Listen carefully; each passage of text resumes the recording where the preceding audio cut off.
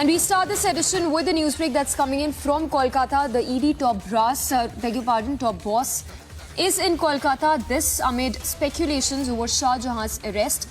Meanwhile, note that ED has denied arrest, but strong chatter still persists that Shah Jahan, the one who's said to be behind the attack on ED officials, has been arrested. So while speculations are rife that Shah Jahan has been arrested, multiple agencies tell Republic that he's not been arrested yet. Also note that ED has also denied Shah Jahan's arrest. Let's go across to Shravan, who's joining us for more details. Shravan, to begin with, of course, there are speculations rife that Shah Jahan has been arrested, but multiple agencies telling Republic that he's not been arrested. The question still remains that where is Shah Jahan actually, as he still remains untraceable? Well, in fact, Samiksha, that's a question that no one has an answer to, given the fact that none of the agencies have essentially come on record, particularly the Bengal police, because remember, there is already an FIR that has been registered against Shah Jahan. The very fact that since the time Central Bureau of Investigation and the Enforcement Directorate have basically kept Shah Jahan on the radar, particularly the Enforcement Directorate, which had carried out searches at his premises, but that was a failed attempt because, remember, the Enforcement Directorate officials were threatened by a mob which was present outside Shah Jahan's residence.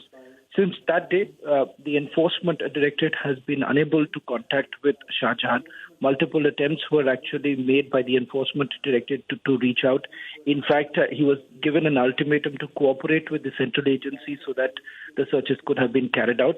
But that did not happen, resulting in a situation where the Enforcement Directorate had to actually pull out from the searches that were being carried out at premises linked to Shah Jahan. In fact, there were 3 premises linked to Shah Jahan where these searches were supposed to be carried out.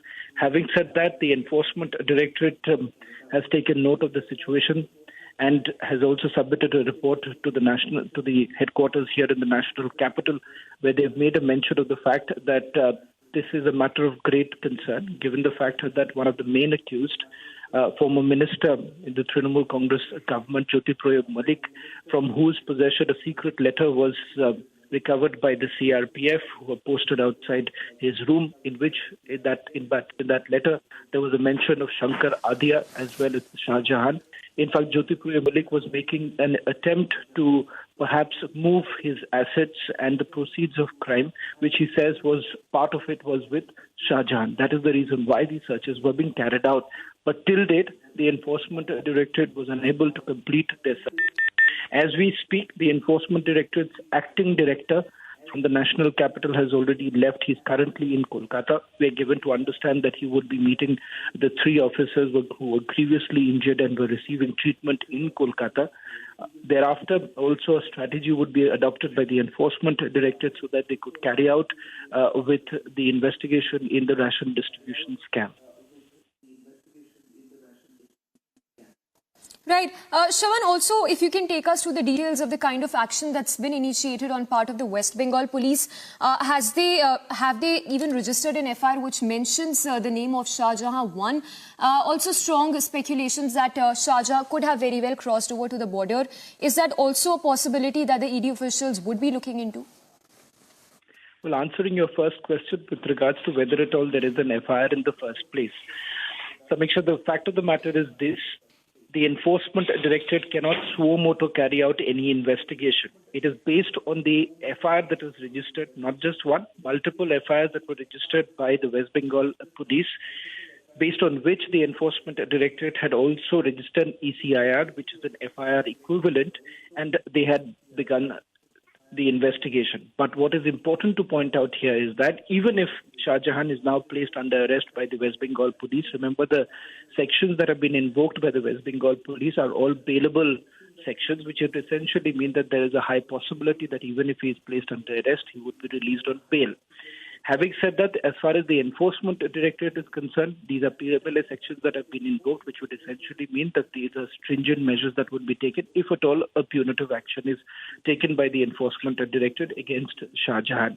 Now, there are a lot of speculations that are doing the rounds that whether at all he is under some sort of a protection. Having said that, remember, there have been denials that have come in from the West Bengal police, starting from the SP of Bushirhat, who himself has basically indicated that these are rumors that have been doing the rounds, that Shah Jahan has been taken into custody by the West Bengal police.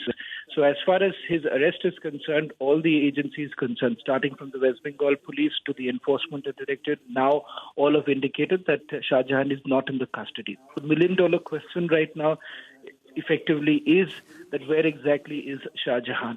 As you also pointed out, yes, there are certain reports suggesting that there is a possibility that the person who's considered to be the strongman of Sandesh Khali and also has been accused of several other illegal activities, there's a possibility that he could have actually slipped away.